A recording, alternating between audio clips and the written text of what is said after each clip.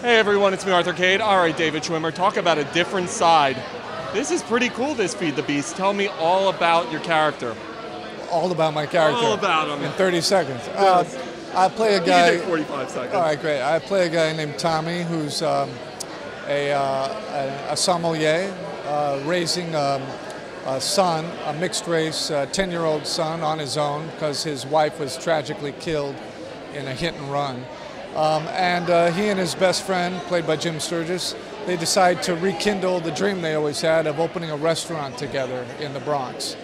So I play a sommelier and Jim's the chef, and together we're going to open this thing that we've always dreamed of doing. So this has been such a wonderful year for you. You're on the OJ miniseries, which became this massive hit. AMC picks up this show.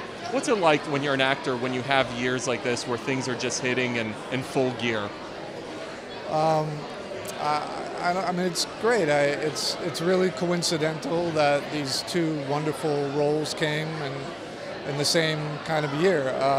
So it's great. You know, I mean, I don't take any of it very seriously. I just think it's definitely coincidence. But I'm enjoying it and having a great time. Really lucky that it's two great projects and two great characters that I get to play. So I heard your character by your EP described as a damaged alcoholic dude. Talk to me about the layers of that character. How is he damaged? Well, he's damaged primarily from losing the love of his life, his wife of 10 years, who was hit by a car. And yeah, he's been, also his background is such that his father was physically and emotionally abusive. He's played by John Doman, the great actor John Doman. He hasn't spoken to him in 10 years and is also a racist, you know, SOB. And I'm raising a mixed race kid and dealing with my father who's a racist. So it's a lot of layers to the struggle that Tommy's going through and just trying to pull his life back together after losing his wife. The OJ series, man, I got to ask you about it. It blew everybody's mind. Did you realize how great a project it was when you were signing on to play Robert Kardashian? I mean, I had a sense that because of all the wonderful talent involved, all the great writers, Ryan Murphy, of course, the producers, I knew that this was going to be a special project because also reading it for the first time, I read the first 2 episodes before I signed on, and I really felt that it had the potential to contribute to the conversation we're having in the country right now about race and class.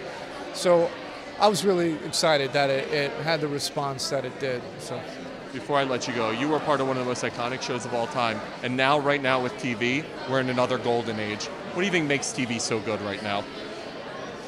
Well, I think you know, because there's so many different production companies and so many different outlets, ways in which you can watch television.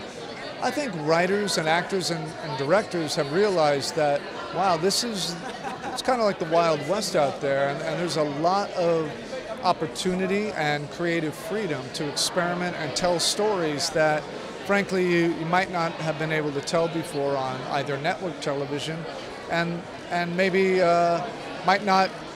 film companies might not have taken a risk on producing because it's so much money to kind of get a star attached to certain films. So I think there's a lot of content that people are experimenting with, and it's a really exciting time for television.